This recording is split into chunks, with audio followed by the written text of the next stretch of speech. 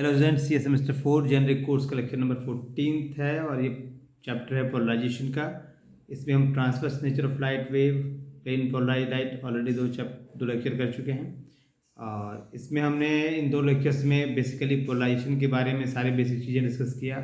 Polarisation क्या है, polarised light या अनपोलराइज्ड लाइट क्या है, प्लेन पोलराइज्ड लाइट कैसे प्रोड्यूस होता है, डबल डिफ्रैक्शन क्या होता है, डबली रिफ्रैक्टिंग क्रिस्टल्स क्या होते हैं, ये सारे डिस्कशन हमने किया है। आज हम सर्कुलर एंड एलिप्टिकल पोलराइजेशन के बारे में बात करेंगे। तो सबसे पहला पॉइंट होगा कि हम सर्कुलरली और एलिप्टिकली पोलराइज्ड लाइट कैसे प्रोड्यूस करेंगे। उसके बाद प्रोड्यूस करने के बाद फाइनली उसको क्या होता है सर्कुलर एलिप्टिकल पोलराइज्ड लाइट, वो डिफाइन करेंगे, जिससे अपने आप कंक्लूजन में वो आ जाएगा। तो basically circularly elliptically polarized light produce कैसे होता है कि दो लीनियरली पोलराइज्ड लाइट का जो सुपरपोजिशन होगा वो आपको सर्कुलरली और एलिप्टिकली पोलराइज्ड लाइट देगा। तो उसी को हम धीरे डिस्कस करते हैं स्टार्टिंग से करके। तो स्टार्ट करते हैं। Let us consider a plane polarised light which is incident normally on a calcite crystal. The crystal is cut such that its faces are parallel to the optic axis. क्या कह रहे हैं? कह रहे हैं कि एक प्लेन पोलराइज्ड लाइट है जो कैल्साइट क्रिस्टल पर नॉर्मली इंसिडेंट हो रहा है। और क्रिस्टल कैसा है?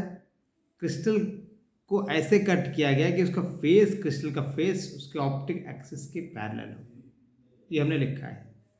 अब इसमें मैंने कुछ मार्क किए हैं पॉइंट। प्लेन पोलराइज्ड लाइट को मार्क किया है, कैल्साइट क्रिस्टल को मार्क किया, ऑप्टिक एक्सिस को मार्क किया। अगर आपने मेरे पिछले दोनों लेक्चर्स देखे हैं तब तो आपको मेरे ख्याल से ये तीनों पॉइंट क्लियर हो गए होंगे। मुझे फिर से इसके बारे में कुछ चर्चा करने की ज़रूरत नहीं होगी, ठीक है।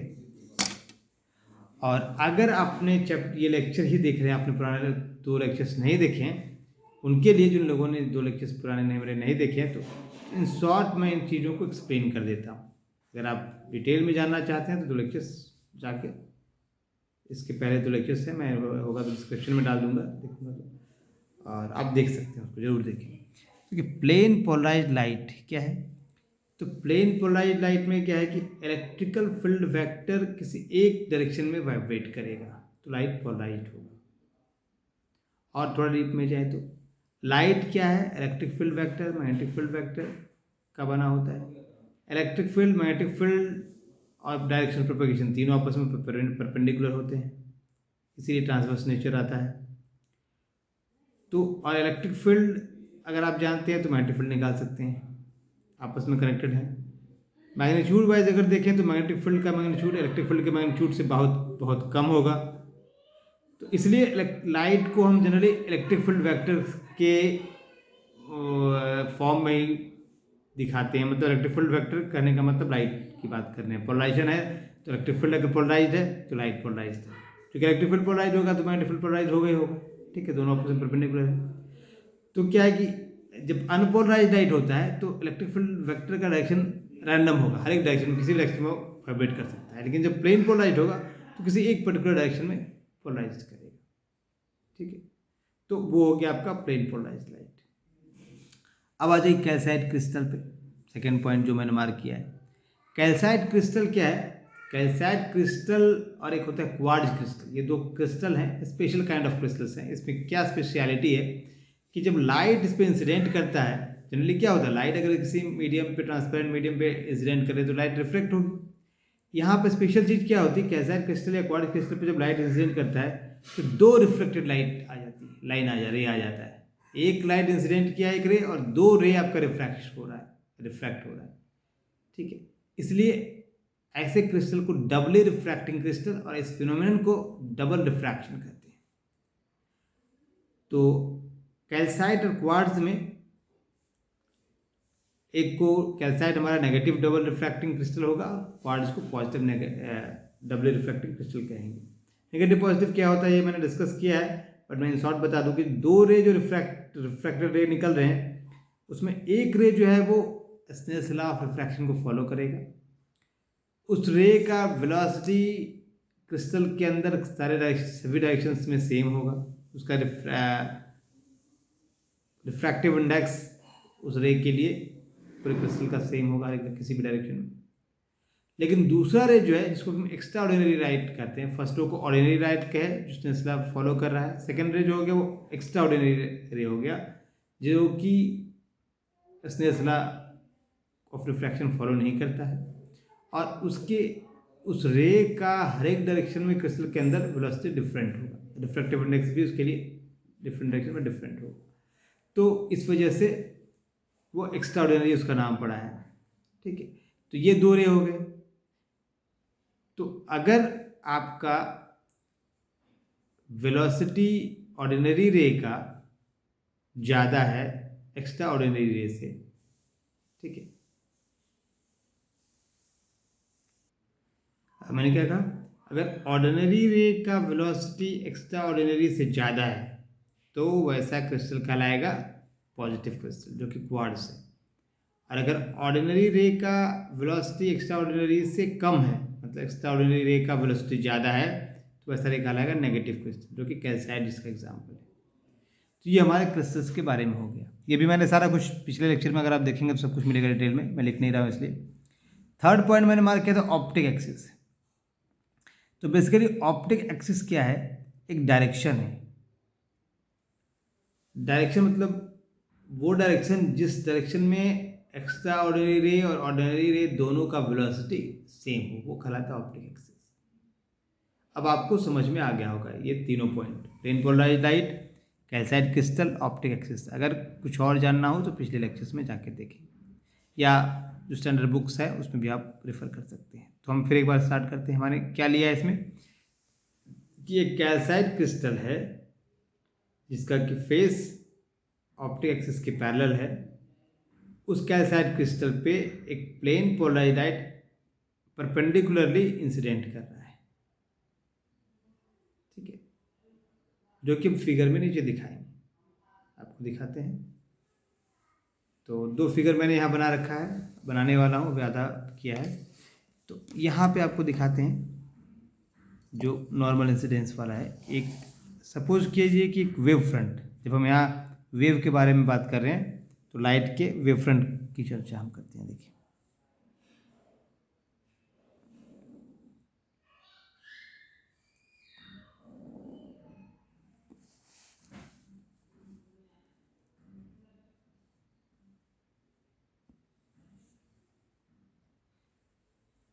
देखिए ये कैल्साइट क्रिस्टल है, ठीक है, और ये जो लाइन मैंने दिखा रखा है ये ऑप्टिक एक्सिस लिख देता हूँ। ये जो लाइन दिखा रखा है मैंने डॉटेड लाइन है, ये इसका ऑप्टिक एक्सिस है, जिसके बारे में अभी मैंने थोड़ी सी चर्चा की, ठीक है। और ये एक प्लेन एक वेव फ्रंट है लाइट का, वो इंसिडेंट कर रहा है नॉर्मली। ये वेव फ्रंट इस क्रिस्टल पे नॉर्मल डायरेक्शन में इंसिडेंट कर रहा है। और मैंने क्या कहा, इस क्रिस्टल की प्रॉपर्टी क्या है कि आपके पास दो रिफ्रैक्टिंग होगा, लेकिन इस डायरेक्शन में जब आपका क्रिस्टल का फेस पैरेलल हो, ऑप्टिक एक्सिस उसके फेस के पैरेलल हो और लाइट इंसिडेंट कर रहा है नॉर्मल, तो आपके पास दोनों रिफ्रैक्टेड लाइट जो है वो एक ही डायरेक्शन में होगा, ये और ये। बस अंतर क्या होगा दोनों में डिफरेंस ये होगा कि दोनों की चूंकि वेलोसिटी डिफरेंट है तो आपके पास तो दोनों रे जो इमर्ज करेंगे उनके बीच एक पाथ डिफरेंस या फेज डिफरेंस होगा। देखिए यहाँ पे एक बात बता दूं कि ये चीज़ें अगर आपको बहुत अच्छे से समझना है तो एक Huygens principle of double refraction, वो आपको थोड़ा स्टडी करना पड़ेगा। क्योंकि आपके सिलेबस में नहीं है तो मैंने उसे डिटेल में नहीं किया है, और यहाँ भी अगर मैं डिटेल में करूँ तो उसको खुद अपने आप में एक लेक्चर उसके लिए हो जाएगा। सो आप थोड़ा पॉइंट जो रिक्वायर्ड है वो मैं आपको इसमें बताते जा रहा हूँ। तो अगर बहुत ज़्यादा आपको डीप में चाहिए तो हाइजेंस डबल रिफ्रैक्शन वाला टॉपिक आपको स्टडी करना पड़ेगा। अगर सिलेबस में होता तो मैं उसे डिस्कस करता, फिर कभी अगर कोई कमेंट आएगा तो मैं उसे लूँगा। पर फिलहाल इतना बता दूँ कि ये एक वेव फ्रंट है जो इस कैल्साइट क्रिस्टल पर नॉर्मली जा रहा है। अब यहाँ पे देखिए, अगर ये कंडीशन ऐसा नहीं होता कि इसके कंडीशन यहाँ पे ध्यान से देखिए जो मैंने लिखा है कि आपका जो क्रिस्टल का फेस है वो उस ऑप्टिक एक्सिस के पैरेलल है, ये फेस है और ये ऑप्टिक एक्सिस है, ये सारे इसके पैरेलल है और लाइट नॉर्मली इंसिडेंट हो रहा है। इस पर्टिकुलर कंडीशन में जो आपके दो रिफ्लेक्टेड लाइट बन रहे थे एक्स्ट्रा ऑर्डिनरी ऑर्डिनरी दोनों का डायरेक्शन सेम होगा, दोनों सेम डायरेक्शंस में होंगे, लेकिन दोनों के बीच एक पाथ डिफरेंस होगा और दोनों का जो वाइब्रेशन है, प्लेन ऑफ वाइब्रेशन, वो परपेंडिकुलर होगा। ये एज आपको मेरे वर्ड को लेना पड़ेगा एज इट इज़, बिकॉज इसमें अभी मैंने एक्सप्लेन करने का ऑप्शन नहीं है बहुत ज़्यादा मेरे पास यहाँ पे। ये देखिए, ये मैं दिखा रहा हूँ एक डॉट से और एक दिखा रहा हूँ एरो से। तो ये अगर मैंने एरो को दिखाया एक से, ये डॉट एरो, मतलब एक का प्लेन ऑफ वाइब्रेशन जो है वो इस क्रिस्टल फेस के पैरेलल है और एक का क्रिस्टल फेस के परपेंडिकुलर है। तो देखिए, ये जो मैंने एरो दिया है और एक डॉट दिया है, तो एरो का मतलब ये, चूंकि यहाँ पे दो, एक नहीं दो रे आ रहे हैं, दोनों रिफ्लेक्टेड रे एक ही डायरेक्शन में मूव कर रहे हैं। पर्टिकुलर केस हो सकता है जिसमें कि आपके पास दोनों रे अलग अलग होंगे, जनरली ऐसा होगा, बट इस पर्टिकुलर केस के लिए हम ऐसा केस हमने लिया है कि ये दोनों रे एक ही साथ में जाएंगे, एक ही डायरेक्शन में जाएंगे, एक ही साथ में नहीं, एक ही डायरेक्शन में जाएंगे, बट चूंकि दोनों का वेलोसिटी क्रिस्टल्स के अंदर डिफरेंट है, तो दोनों के बीच एक पाथ डिफरेंस आ जाएगा। और जो पाथ डिफरेंस आएगा, जब यहाँ दोनों रे इमर्ज करेंगे, तो दोनों रे, ये पूरा वेव फ्रंट दिखा रहे हैं, ये दोनों रे मतलब ये दोनों में समझिएगा, ये एक वेव फ्रंट है, एज ए वेव फ्रंट की तरफ ले रहे हैं, और ये आपके पास एक रे में, ठीक है। तो अब यहाँ पे जो वाइब्रेशन है इनका इलेक्ट्रिक फील्ड का, वो एक का है पैरेलल टू द फेस और एक का है परपेंडिकुलर टू द फेस। तो परपेंडिकुलर टू द फेस जो आपके पास है वो ऑर्डिनरी रे हो गया, और ये पैरेलल टू हो गया एक्स्ट्रा ऑर्डिनरी रे। और हाइजेंस डबल रिफ्रैक्शन जब आप पढ़ते हैं तो उसमें जानते हैं कि वेव फ्रंट का हर एक पॉइंट जो है, even Huygens principle of wave पढ़ते हैं तो आपका वेव फ्रंट का हर एक पॉइंट एक सेकेंडरी वेवलेट्स प्रोड्यूस करता है। यहाँ भी वही चीज़ होता है कि इस पॉइंट पे, अगर मान लीजिए इस पॉइंट का जो जब वेव फ्रंट यहाँ पहुँचा और ये वेव फ्रंट यहाँ पहुँचा, तो इसका पॉइंट यहाँ पे दो रिफ्लेक्टेड लाइट हो गया, चूँकि सेम ही डायरेक्शन में है, तो दोनों के लिए अपना सेकेंडरी वेवलेट्स फॉर्म होगा। जो ऑर्डिनरी वेव का सेकेंडरी वेवलेट्स होगा, क्योंकि उसका वेलोसिटी हर एक डायरेक्शन में सेम है, तो वो सर्कुलर या स्फेरिकल शेप का होगा। ये सर्कुलर कहिए, अगर दो, ये आपका, ये मान लीजिए ये हो गया ये शेप, ठीक है। और जो एक्स्ट्रा ऑर्डिनरी है, चूंकि उसका वेलोसिटी क्रिस्टल के अंदर डिफरेंट डायरेक्शन में डिफरेंट है, तो वो इलिप्टिकल शेप का होगा। ये सर्कुलर शेप हो गया, इलिप्टिकल शेप हो गया।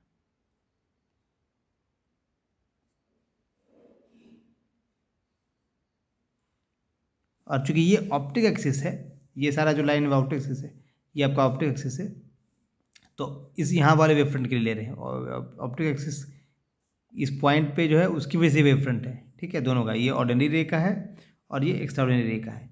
तो इस पॉइंट पे जो वेव फ्रंट निकला है, तो आपके पास ऑप्टिक एक्सिस ये है इसके लिए। अब इस ऑप्टिक एक्सिस में देखिए दोनों से एक जगह मिल रहा है, इसका मतलब क्या हुआ, यहाँ ऑर्डिनरी रे और एक्स्ट्रा ऑर्डिनरी रे का वेलोसिटी सेम है, इसलिए दोनों पॉइंट यहाँ कॉन्साइड कर रहे हैं, ठीक है। इसी तरह हर एक पॉइंट आगे बढ़ते जाएगा, यहाँ इस साइड भी बढ़ते जाएगा, और जो दोनों सारे सेकेंडरी वेवलेट्स का जो एनवेलप होगा वो वेव फ्रंट का पोजीशन बताएगा। तो यहाँ भी हम वही ड्रॉ कर देते हैं। तो क्या बताया मैंने, फिर से रिपीट कर रहा हूँ। मैंने कहा कि एक प्लेन पोलराइज लाइट है, वेव के फॉर्म में भी हम डिस्कस करें, ये वेव है, प्लेन पोलराइज लाइट का प्लेन वेव सब कर सकते, वेव फ्रंट है, वेव फ्रंट आपके क्रिस्टल पे, कैल्साइट का क्रिस्टल है, उसका फेस उसके ऑप्टिक एक्सिस के पैरेलल है, इस क्रिस्टल पे नॉर्मली इंसिडेंट कर रहा है। तो इस केस में क्या होगा, ऑर्डिनरी रे और एक्स्ट्रा ऑर्डिनरी रे दोनों आपका सेम डायरेक्शन में होंगे, और चूंकि ऑर्डिनरी रे एक्स्ट्रा ऑर्डिनरी रे का वेलोसिटी क्रिस्टल के अंदर डिफरेंट है, तो दोनों के बीच एक पाथ डिफरेंस आ जाएगा। ये आपका जो है फिगर में, ये सेकेंडरी वेवलेट्स, अगर इस पॉइंट पे हम के अराउंड सेकेंडरी वेवलेट्स बना रहे हैं, ये ऑप्टिक एक्सिस है, ये ऑर्डिनरी रे का है, ये एक्स्ट्रा ऑर्डिनरी रे का है, सिमिलरली ये ऑर्डिनरी रे का है, एक्स्ट्रा ऑर्डिनरी रे का है। यहाँ हर एक पॉइंट पे एक वेव फ्रंट बनेगा और सबका अब मैच कीजिएगा सारे सेकेंडरी वेवलेट्स के एनवेलप को, तो वो आपका वेव फ्रंट का पोजीशन, न्यू पोजीशन देगा। तो वो तो आपको पता ही होगा, Huygens principle of wave theory के बारे में आपने पढ़ाई होगा। तो अब ये सारा कुछ हो गया। तो दोनों के बीच क्या वो सेम डायरेक्शन जब दोनों रे इमर्ज करेगा तो उनके बीच एक फेज डिफरेंस आ चुका होगा या पाथ डिफरेंस आ चुका होगा। और ये पाथ डिफरेंस किस पे डिपेंड करेगा? Thickness of the crystal. ये पाथ डिफरेंस डिपेंड करेगा विच डिपेंड्स अपॉन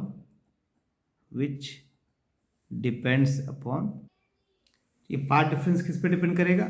थिकनेस। तो मान लेते हैं कि थिकनेस अगर डी है, थिकनेस हम मान लेते हैं कि डी है, तो पाथ डिफरेंस हमारे पास क्या आ जाएगा? पाथ डिफरेंस जो आएगा, पाथ डिफरेंस ये आएगा।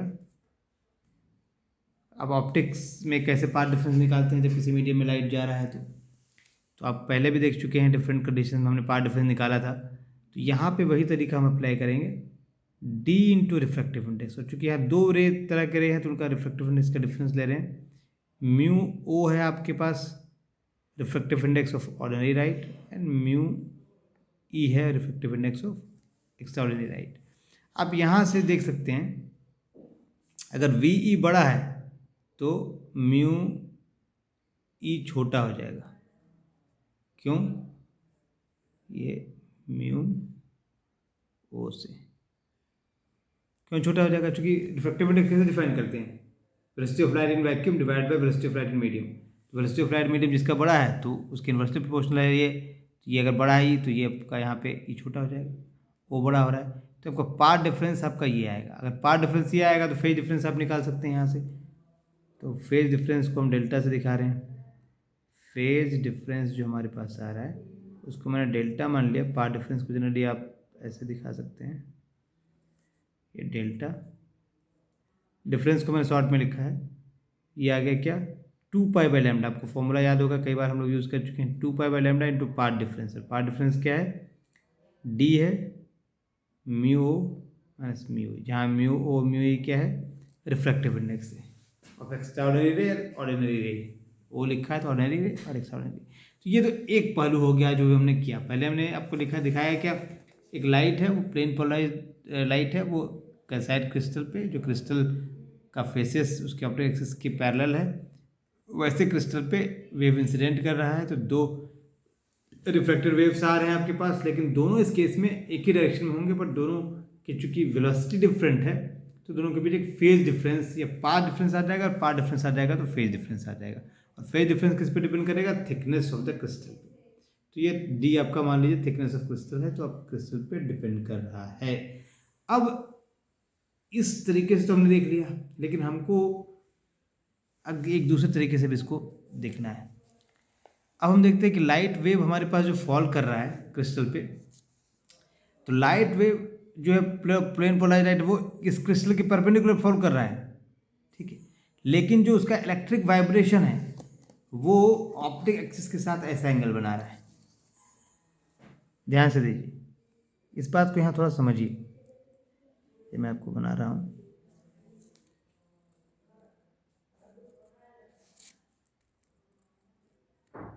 ये देखिए उसी चीज़ को हम दूसरे पॉइंट से समझ रहे हैं कि लाइट इस क्रिस्टल के परपेंडिकुलर इंसिडेंट हुआ है, लेकिन अगर ये लाइट मान लीजिए ऐसे इंसिडेंट की लाइट वेव, तो उसका इलेक्ट्रिक फील्ड वेक्टर क्या होता है? डायरेक्शन ऑफ प्रोपगेशन के परपेंडिकुलर होता है इलेक्ट्रिक फील्ड वेक्टर। तो इलेक्ट्रिक फील्ड वेक्टर आपका इसके परपेंडिकुलर कहीं भी हो सकता है, ऐसा हो सकता है, ऐसा हो सकता है, ऐसा हो सकता है, ठीक है। तो यहाँ पे हमने क्लियर कंसिडर किया कि इस ऑप्टिक एक्सिस के जो इलेक्ट्रिक फील्ड वेक्टर है वो थीटा एंगल बना रहा है। मतलब जो वाइब्रेशन किसका ले रहे हैं? वाइब्रेशन हम किसका ले रहे हैं? इलेक्ट्रिक फील्ड वेक्टर का ले रहे हैं। तो इलेक्ट्रिक फील्ड वेक्टर का जो ऑप्टिक एक्सिस के साथ एंगल बना रहा है वो थीटा है। लाइट आपका क्रिस्टल के परपेंडिकुलर है, बट लाइट का इलेक्ट्रिक फील्ड वेक्टर जो डायरेक्शन ऑफ प्रोपगेशन के परपेंडिकुलर होगा वो ऑप्टिक एक्सिस से थीटा एंगल बना रहा है। और इसका मान लीजिए इलेक्ट्रिक फील्ड वेक्टर का एम्पलीट्यूड हम ले लिए, वो ए ले लेते हैं। अगर इलेक्ट्रिक फील्ड वेक्टर का हम एम्पलीट्यूड मान लिए कि हमारे पास ए है, ए क्या है? Amplitude of electric field vector, ठीक है। तो इसके दो कंपोनेंट हो जाएंगे आपके पास। अभी क्या कहा था कि दो रिफ्लेक्शन के बाद दो पार्ट में बट रहा है, एक आपका ऑप्टिक एक्सिस के अलोंग और एक ऑप्टिक एक्सिस के परपेंडिकुलर। ये एक ऑप्टिक एक्सिस के परपेंडिकुलर, ठीक है, ये दो हो गए। तो अगर ये इसका एम्पलीट्यूड है तो इधर क्या हो जाएगा, ए कॉस थीटा हो जाएगा, और इधर का कंपोनेंट क्या हो जाएगा, ए साइन थीटा हो जाएगा। मतलब इलेक्ट्रिक फील्ड का X component A cos theta हो गया और Y component A sine theta हो गया। और ये आपका जो इलेक्ट्रिक फील्ड ऑप्टिक एक्सिस के पैरेलल है, ठीक है, वो हो गया एक्स्ट्रा ऑर्डिनरी वेव और ये हो गया ऑर्डिनरी वेव। तो ये हम यहाँ ओ लिख देते हैं और ये ए। वहाँ भी याद कीजिए इस फिगर में मैंने क्या कहा था, जो वाइब्रेशन है ऑर्डिनरी रे का वो परपेंडिकुलर टू द क्रिस्टल है ऑप्टिक एक्सिस है, और ई वेव का क्या है, parallel to the optic axis है। वही चीज़ हम यहाँ दिखा रहे हैं कि एक इलेक्ट्रिक फील्ड वेक्टर आपके पास है, लाइट परपेंडिकुलर जा रहा है, कंफ्यूज नहीं होना, लाइट परपेंडिकुलर है और लाइट के प्रोपोगेशन के परपेंडिकुलर आपका इलेक्ट्रिक फील्ड या मैग्नेटिक फील्ड होता है। तो इलेक्ट्रिक फील्ड कंपोनेंट जो है वो बना रहा है थीटा एंगल ऑप्टिक एक्सिस के साथ। तो उसका जो ई वेव हो गया या ई वाइब्रेशन है, एक्स्ट्रा ऑर्डिनरी वाइब्रेशन या वेव है, वो इधर होगा, ऑर्डिनरी वाइब्रेशन वो इधर होगा।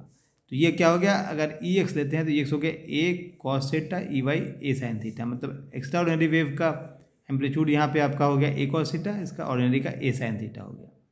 ठीक है, अब इसी को हम थोड़ा लिखते हैं फिर आगे बढ़ें। जो मैंने बताया उसी को लिखा है कि ए जो हमारा लाइट वेक्टर इंसिडेंट है उसका एम्पलीट्यूड ले लिया हमने, किसका, इंसिडेंट वाइब्रेशन, मतलब इलेक्ट्रिक इंसिडेंट लाइट का इलेक्ट्रिक फील्ड का वाइब्रेशन ले लिया हमने, इंसिडेंट इलेक्ट्रिक फील्ड वाइब्रेशंस। वो दो पार्ट में बट गया है, एक एक्स्ट्रा ऑर्डिनरी रे, रिफ्रैक्शन के बाद दो लाइट बन जाता है, दो रे बन जाता है, एक एक्स्ट्रा ऑर्डिनरी रे एक ऑर्डिनरी रे। तो जो एक्स्ट्रा ऑर्डिनरी रे आया या वेव आया, एक्स्ट्रा ऑर्डिनरी वेव आया, उसका एम्पलीट्यूड हो गया ए कॉस थीटा, उसको हमने स्मॉल ए मान लिया। जो ऑर्डिनरी वेव आया रिफ्रैक्शन के बाद उसको हमने बी मान लिया, ऑर्डिनरी वाइब्रेशन ए साइन थीटा। ठीक है, अब हम देखेंगे कि ये किस तरीके से दोनों लाइट, ये दोनों वेव आपस में जब बाहर आ रहा है, अभी हमने इससे यहाँ से क्या देखा कि दोनों वेव जब इमर्ज कर रहे हैं तो दोनों सेम डायरेक्शन में है यहाँ के हिसाब से आप। ठीक है, ये वाइब्रेशन आपका इस डायरेक्शन में दिखा रहा है, और जो लाइट वेव इमर्ज करेगा, चूंकि जो लाइट प्रोपोगेट करता है, हमेशा ध्यान रखिए लाइट का प्रोपोगेशन जो हो रहा है और उसका इलेक्ट्रिक फील्ड का जो जिसका हम वाइब्रेशन ले रहे हैं वो आपस में परपेंडिकुलर है। तो ये अगर इधर है तो लाइट हमेशा इसके परपेंडिकुलर जानी है। ठीक है, तो दोनों ही केस में लाइट का डायरेक्शन, जो इमर्जिंग वेव है उसका डायरेक्शन सेम ही है, जो हम यहाँ दिखा चुके हैं, यहाँ से आपको ज़्यादा क्लियर होगा। ठीक है, लेकिन दोनों के बीच एक पार्ट डिफरेंस आ रहा है, तो दोनों के बीच एक पार्ट डिफरेंस आ रहा है और दोनों आपस में एक डायरेक्शन में है तो सुपरपोज करेगा, और सुपरपोजिशन से हमारे पास क्या आने वाला है उसको हम देखते हैं। तो हमारे पास क्या आ गया, जो वेव इंसिडेंट किया है, ठीक है, जो इमर्जिंग वेव है हमारे पास उसमें दो वेव्स हो गए। ठीक है, दो इमर्जिंग वेव्स है, एक ऑर्डिनरी वेव है और एक एक्स्ट्राऑर्डिनरी वेव है, और दोनों आपस में किस तरीके के हैं, एक का एम्पलीट्यूड हमारे पास ए कॉस थीटा है, दूसरे का amplitude B equal to A sine theta है। और दोनों का वाइब्रेशन, जब हम वाइब्रेशन की बात कर रहे हैं तो वाइब्रेशन किसका, वेव के या लाइट के इलेक्ट्रिक फील्ड वेक्टर का। तो दोनों के इलेक्ट्रिक फील्ड वेक्टर का वाइब्रेशन जो है वो म्यूचुअली परपेंडिकुलर है, आपने देखा डायग्राम में, एक इधर है वो इधर है। ठीक है, और थर्ड जो है दोनों के बीच का फेज डिफरेंस जब इमर्ज करता है तो फेज डिफरेंस जो है डेल्टा वो 2π/λ d μ0 माइनस म्यू ई। यहाँ नोटेशन आप देख लीजिए, ये आपका जो इंसिडेंट एम्पलीट्यूड का इलेक्ट्रिक फील्ड लाइट का उसका एम्पलीट्यूड था, इलेक्ट्रिक फील्ड जो इंसिडेंट है उसका, और थीटा एंगल है आपके पास इलेक्ट्रिक फील्ड वेक्टर जो ऑप्टिक एक्सिस से बना रहा है। डेल्टा फेज डिफरेंस है 2π/λ लाइट का जो वेवलेंथ है, डी आपका क्रिस्टल का थिकनेस है, म्यू ओ जो है वो रिफ्रैक्टिव इंडेक्स ऑफ ऑर्डिनरी रे है, और म्यू ई जो है वो रिफ्रैक्टिव इंडेक्स ऑफ एक्स्ट्राऑर्डिनरी रे। तो इतना कुछ हो गया, हम आगे बढ़ते हैं। तो देखिए, अगर ओमेगा एंगुलर फ्रिक्वेंसी लेंगे वाइब्रेशन का, इलेक्ट्रिक फील्ड के वाइब्रेशन का, तो आप डिस्प्लेसमेंट ऑफ जो ऑर्डिनरी वेव आ रहा है, ठीक है, हम इलेक्ट्रिक फील्ड के टर्म में बात कर रहे हैं, जब वाइब्रेशन की बात कर रहे हैं तो इलेक्ट्रिक फील्ड की बात कर रहे हैं। ठीक है, तो डिस्प्लेसमेंट जो ऑर्डिनरी वेव का है, ओ वेव का, बेसिकली वो वेव के इलेक्ट्रिक फील्ड वेक्टर का हो अलॉन्ग वाई एक्सिस जो होगा एट एनी टाइम टी, कैसा होगा, Y is equal to B sine omega T. अब ये कुछ नहीं काटा हुआ है, तो बी आपका जो है बी क्या है, ए साइन थीटा है, ठीक है। तो y is equal to A sine theta, b आपके पास क्या है, a sine theta sine omega t, हालांकि हम इसी को यूज़ करेंगे, बी साइन हमें टू नहीं है, इसको फिर से अगर चाहें तो इसको हटा दिए, ये क्रॉस है, तो ये मैंने उसको थोड़ा ख़राब लग रहा था करके, तो मैंने ऐसे ब्रैकेट कर दिया। मतलब क्या, basically Y equal to B sine omega T है, वाई क्या, displacement of ordinary wave along y axis at any time t। Similarly आप डिस्प्लेसमेंट ऑफ निकाल सकते हैं extraordinary wave along x axis at any time t। ये आपके पास क्या जाना है, ये आपके पास आ जाएगा x is equal to a sine omega t आ गया, और डेल्टा का फेज आ रहा है, ये डेल्टा ऐड कर दिया, ठीक है। और इसी चीज़ को आप ए की जगह अगर वैल्यू लिख देते हैं तो क्या आ जाता, ए कॉस थीटा है आपके पास, ए क्या था, ए कॉस थीटा है, a cos theta omega T plus delta. तो बेसिकली हम इसी क्वेश्चन को यूज़ करेंगे एक और दो को, और इन दोनों वेव का सुपरपोजिशन होगा, इन दोनों वेव के डिस्प्लेसमेंट का सुपरपोजिशन होगा, ठीक है। तो अब हम देखते हैं आगे क्या करते हैं। इसको आप चाहें तो थोड़ा सा एक स्टेप और आगे हम चेंज कर सकते हैं। हमको क्या करना है, अगर इक्वेशन निकालना होगा इन दोनों से, तो इन दोनों के बीच में जो टी है, इक्वेशन नंबर 1 इक्वेशन 2 में टी को हमको हटाना होगा, टी को एलिमिनेट करेंगे तो हमारे पास इक्वेशन आ जाएगा जो कि हमको बताएगा कि इसका इनका फॉर्म क्या, शेप की साइज किस तरह का वेव फॉर्म हो रहा है हमारे पास, ठीक है। देखिए इन दोनों वेव का रिजल्टेंट अब निकालने के लिए क्या तरीका है, क्योंकि क्रिस्टल से बाहर ये दोनों वेव आ रहे हैं, दोनों सेम डायरेक्शन में है, दोनों के वाइब्रेशन आपस में परपेंडिकुलर हैं, दोनों के बीच डेल्टा का फेज डिफरेंस है, दोनों सुपरपोज करेंगे, और सुपरपोजिशन के बाद जो रिजल्टेंट आएगा वही हमारा फाइनल वेव का फॉर्म देगा। तो रिजल्टेंट निकालने के लिए हमको क्या करना है, इन दोनों से टी को एलिमिनेट करना है। टी को एलिमिनेट करने के लिए हम क्या कर सकते हैं, टी को एलिमिनेट करने के लिए अब इसको थोड़ा सा हम चेंज करेंगे, ठीक है। इसको चेंज करेंगे क्या, इसको साइन ए प्लस बी के फॉर्म में ब्रेक करेंगे, ठीक है, साइन ए प्लस बी के फॉर्म में ब्रेक करेंगे, उसके बाद सॉल्व करते हुए हम इसको यूज़ करेंगे तो हमारे पास आ जाएगा। देखिए हम कैसे एक स्टेप बाय स्टेप आपको करके दिखाते हैं। तो वही मैंने लिखा है यहाँ पे कि resultant of such two waves may be found by eliminating T between these two equations. अब हम टी कैसे एलिमिनेट करते हैं वो देखते हैं। इक्वेशन नंबर 1 को हमने यूज़ किया, y equal to B sine omega T था, b को हम नीचे ले आए तो y by B equal to sine omega T, और साइन ओमेगा टी मिल गया तो हम कॉस ओमेगा टी निकाल लेंगे फॉर्मूले से। कॉस ओमेगा टी क्या होता है, under root 1 minus sine square omega t, तो sine omega t y by b है तो हो जाएगा 1 minus cos omega t is equal to under root 1 minus y square b by B square. इसको हमने इक्वेशन नंबर 3 कर दिया। अब सिमिलरली इक्वेशन फ्रॉम इक्वेशन 2 को हम थोड़ा सा सेम तरीके से करते हैं। इक्वेशन 2 में क्या है, आ जाएगा x by A is equal to sine omega T, sine omega T plus delta है। अगर sine omega T plus delta को हम ब्रेक कर लेते हैं सीधा एक ही बार एक स्टेप में, साइन, अच्छा चलिए एक स्टेप हम लिख ही देते हैं, ओमेगा टी प्लस डेल्टा। अब इसको साइन ए प्लस बी के टर्म में हम ब्रेक कर देंगे, ठीक है। देखिए ये हमारे पास आ गया क्या, x by A sine omega T cos delta plus sine delta cos omega T. अब यहाँ से ये दोनों इक्वेशन जो है हम यूज़ कर सकते हैं। साइन ओमेगा टी की जगह रख दीजिए वाई बाई बी, और कॉस ओमेगा टी की जगह रख दीजिए अंडर रूट दिस टर्म, यहाँ पे और यहाँ पे इस चीज़ को सब्स्टिट्यूट करते हैं। तो यूजिंग इक्वेशन 3 लिखते हैं, ये मेरे पास आ गया, जो हमने साइन ओमेगा टी और कॉस ओमेगा टी की वैल्यू सब्स्टिट्यूट कर दी इक्वेशन, उसके ऊपर वाले इक्वेशन 3 से, तो ये आ गया। अब इसको हम अलजेब्रिकली थोड़ा सॉल्व कर लेंगे तो हमारे पास आ जाएगा। हमसे राइट सॉल्व करते हैं इसे, थोड़ा हमने रीअरेंज कर लिया इसे, इस टर्म को इधर ले आए। अब सिंपल तरीका क्या, दोनों तरफ स्क्वायर कर दीजिए, स्क्वायर कीजिएगा, स्क्वायर रूट चला जाएगा, यहाँ पे होल स्क्वायर आ जाएगा, ए माइनस बी का होल स्क्वायर की टर्म तोड़ दीजिए और इसको निकाल लीजिए, आपका काम जो हम चाह रहे हैं वो निकल जाएगा। तो हमें क्या करना है, स्क्वायरिंग बोथ साइड्स। तो स्क्वायरिंग बोथ साइड क्या आएगा हमारे पास, ये मेरे पास देखिए इधर हमने स्क्वायर कर दिया, होल स्क्वायर हो गया, इधर का स्क्वायर रूट खत्म हो गया। अब इस होल स्क्वायर को तोड़ेंगे और थोड़ा रीअरेंजमेंट करेंगे तो हमारे पास टर्म्स आ जाएंगे। तो देखिए होल स्क्वायर को तोड़ते हैं, ये देखिए स्क्वायर कर दिया मैंने, तो यहाँ पे स्क्वायर रूट हट गया और साथ में स्क्वायर, ये साइन का भी स्क्वायर हो जाएगा, जो छूट गया था मैंने फिर से डाल दिया स्क्वायर। और अब इसका a माइनस बी में तोड़िएगा, a माइनस बी का होल स्क्वायर में a square minus 2ab plus b square हो गया। और यहाँ दोनों टर्म अलग अलग कर लीजिए, sign square delta minus this term. अब आप जस्ट क्या करना है, रीअरेंजमेंट, ये आप इधर ले आते हैं तो देखिए Y square B square common आएगा, अंदर है क्या है cos square delta plus sine square delta, वो 1 हो जाएगा। तो टर्म क्या बचेगा, Y square by B square, यहाँ क्या बचेगा X square by A square, और टर्म बचेगा 2xy ए बी कॉस डेल्टा। तो हम उसको लिख लेते हैं सर, ये हमारा फाइनल एक्सप्रेशन आ गया, X square by A square plus Y square by B square minus 2xy by A B cos delta equal to sine square delta. ये क्या है, किस चीज़ का एक्सप्रेशन है, ये आपका रिजल्टेंट वेव जो है, दोनों वेव एक्स्ट्राऑर्डिनरी ऑर्डिनरी वेव जो है उसका जो रिजल्टेंट है उसका फॉर्म आ गया। ठीक है, अब इसका एनालिसिस हम करेंगे।